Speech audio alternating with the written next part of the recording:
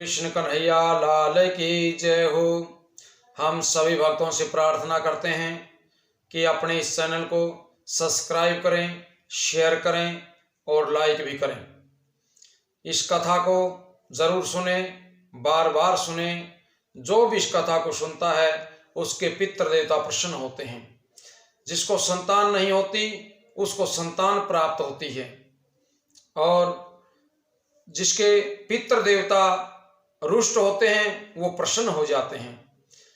इस कथा के सुनने से सभी सांसारिक सुख प्राप्त होते हैं, इसलिए कथा को जरूर सुनना चाहिए।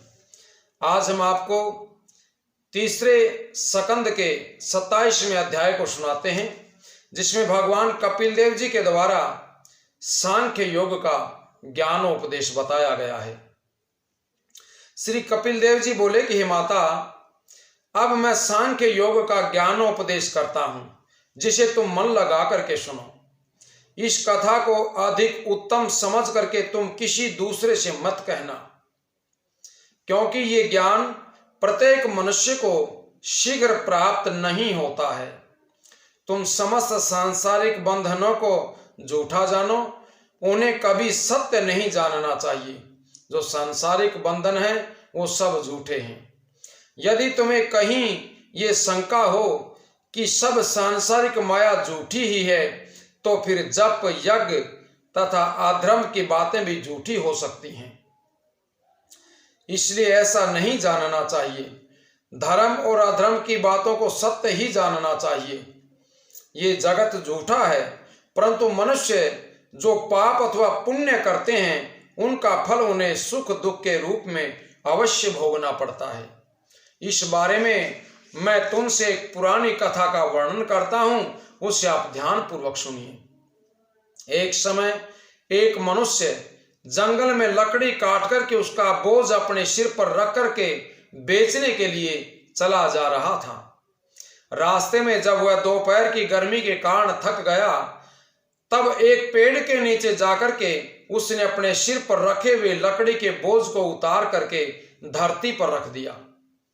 तत्पश्चात वह पास के कुएं से जल पी करके वहीं पर बैठ करके आराम करने लग गया। इतने में ही उसने देखा कि एक घुड़सवार अपने घोड़े को दौड़ाता हुआ जल पीने के लिए उस कुएं की ओर चला आ रहा था। उसे देख करके लकड़हारे के हृदय में ये विचार प्रकट हुआ कि यदि मेरे पास भी घोड़ा होता तो मैं भी उस पर बैठ करके इसी प्रकार चलता। यूं पैदल ही सिर पर बोझ रख करके चलने से तो धूप में पैर जलने लग जाते हैं। इसी सोच में वह लकड़हारा कुएं की जगह पर सो गया। तब उसे सोपन में घोड़ा मिल गया। जब वह घोड़े पर सवार होकर के उसे दौड़ाने लगा तो वह घोड़े से गिर गया। वह सोपन अवस्था में जब वह उछलता तो कुएं में गिरने के कारण उसके हाथ पांव टूट पड़े। इसलिए हे माता, जिस प्रकार उसको घोड़ा मिलना मिथ्या था और कुएं में गिरने से चोट लगना सत्य हुआ, उसी प्रकार संसारी सुख को तो सोपन के समान जानना चाहिए, परंतु पाप करने से मनुष्य को दंड अवश्य भोगना पड़ता है, इसे सत्य ही जानना चाहिए। जब लोगों ने उस लकड़हारे को कुएं से निकालने की कोशिश की, उस समय कुएं के अंदर से ही वह बोला, जब सोपन में घोड़े पर चढ़ने से मैंने ये फल पाया तो लोग रोज घोड़े पर चढ़ते हैं। वे न जाने किस गहरे कुएं में गिर करके दंड पाएंगे। हे माता, जो मनुष्य संसार में रथ, वस्त्र, आभूषण, स्त्री, मकान इत्यादि का सुख पाकर के ये समझता है कि समस्त सुख को मैं अपने पुरुषार्थ से भोग रहा हूं, तो उसका ये समझना भारी अज्ञान है, क्योंकि भगवान की कृपा के बिना किसी को सुख नहीं मिलता है। इसलिए ऐसे व्यक्ति को अवश्य ही दुख भोगना पड़ता है, परंतु जो मनुष्य इस सुख को भागवत कृपा से प्राप्त हुआ समझ करके उसमें लिप्त नहीं होते हैं और अपने वर्ण तथा धर्म का, देह का धर्म जान करके किसी को कष्ट नहीं पहुंचाता है, उसे कभी भगवान का दंड नहीं भोगना पड़ता है। भगवान कपिल देव जी के मुख से इस ज्ञान उपदेश को सुनकर के देवहूति बोली कि महात्मन, आपने जो ये कहा है कि इस देह को आत्मा पुरुष से अलग जानना चाहिए, तो ये तो बहुत कठिन मालूम होता है। बिना नेत्रों से देखे उस पुरुष को अलग कैसे जाना जा सकता है? वह पुरुष तो देह में ऐसे व्याप्त है जैसे दूध में घी और अग्नि में तेज होता है। इसलिए आप कृपा करके मुझे इसका भेद अलग अलग समझाने की कृपा करें। ये सुनकर के कपिल देव जी बोले कि माता, इस बात पर ज्ञान दृष्टि और चरम चक्षुओं द्वारा देख करके दोनों प्रकार से विचार करना चाहिए। ये स्पष्ट है कि जब श्री नारायण का चमत्कार शरीर से निकल जाता है तब हाथ पर इत्यादि इंद्रियों के होते हुए भी वह कुछ नहीं कर सकता है। इसलिए इस बात को साक्षात नेत्रों से देखा जाता है कि उस आत्म पुरुष के न रहने पर देह किसी काम की नहीं रह जाती है। मनुष्य की ये गति देखने के कारण ही तुम्हें ये समझ लेना चाहिए कि आत्मा पुरुष शरीर से अलग है। जैसे विषयी मनुष्यों के पास संपत्ति दे करके, धन दे करके उसके धन और धर्म को वैश्या अनेक तरह से नष्ट कर देती है, वैसे ही मेरी माया धर्मात्मा पुरुषों के समीप जाकर के उन्हें कई प्रकार से छलने का उपाय रचती है। उस समय जो लोग मेरी शरण में रहते हैं उन पर उस माया का कोई प्रभाव नहीं पड़ता है।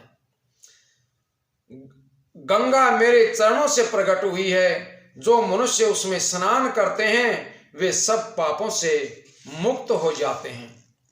श्री कपिल देव जी द्वारा इस ज्ञान को सुनकर के देवहूति ने कहा कि प्रभु, मैंने आपके कहने के अनुसार आत्मा को शरीर से अलग तो समझ लिया, परंतु मेरे मन को ऐसे जल्दी पूर्वक संसारी माया जाल से अलग होना और श्री हरि के चरणों में अनुरक्त होना बहुत कठिन दिखाई देता है। जिस दिन से आपके पिता तपस्या करने के लिए वन में गए हैं, उस दिन से मैं उन्हें एक क्षण के लिए भी नहीं भूल पाती हूं। मेरा हृदय उन्हीं की चिंता में लगा रहता है। इसलिए आप कृपा करके मुझे कोई ऐसा उपाय बताइए जिससे मुझे ज्ञान तथा मुक्ति आसानी से मिल जाए। तब कपिल देव जी बोले कि माता, मैं तुम्हें भक्ति योग का सरल उपाय बताता हूं, तुम उसे ध्यान पूर्वक सुनना। श्री नारायण जी से मिलने के लिए यदि कोई व्यक्ति अपने मन को धीरे धीरे लगाता है तो उसे मुक्ति अवश्य प्राप्त हो जाती है। जिस प्रकार की कोई मनुष्य तीर्थ यात्रा के लिए घर से निकले और प्रतिदिन चलता रहे तो वह किसी न किसी दिन अपने गंतव्य स्थान पर पहुंच ही जाता है। इसी तरह जब कोई राहगीर रास्ते में थकने के बाद किसी से पूछता है कि ठहरने का ठिकाना अभी कितनी दूर और है, जब उसे ये मालूम होता है अभी थोड़ी दूर और है, तब वह थका हुआ होने पर भी उसी स्थान पर जैसे तैसे पहुंच ही जाता है। परंतु यदि उसे ये पता चले कि अभी ठहरने की जगह और काफी दूर है तो वह थक करके वहीं ठहर जाता है। इसी तरह मैं तुमसे कहता हूं कि भक्ति, पूजा, व्रत, नियम तथा कीर्तन आदि परमात्मा प्राप्ति के सुगम मार्ग हैं। पूजा भी कई प्रकार की होती है। उनमें एक पूजा तामसी होती है जिसमें मनुष्य अन्य लोगों को बुरा और स्वयं को भला बनाने के लिए माया फेरता है और अपने मन में किसी शत्रु के मर जाने की कामना करता है। दूसरी पूजा राजसी होती है जिसमें श्री नारायण जी के नाम पर मनुष्यों से वस्त्र, धन, मिष्ठान, सुगंध आदि लेकर के उसे स्वयं काम में, उपभोग में ले लेता है।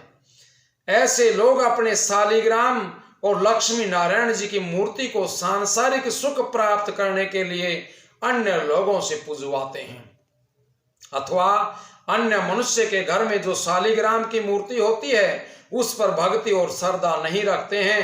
तीसरी सात्विक पूजा होती है जो मुक्ति प्राप्त करने के लिए की जाती है। चौथी भक्ति निर्गुण है, इसमें मुक्ति प्राप्त करने की इच्छा भी नहीं रखी जाती है।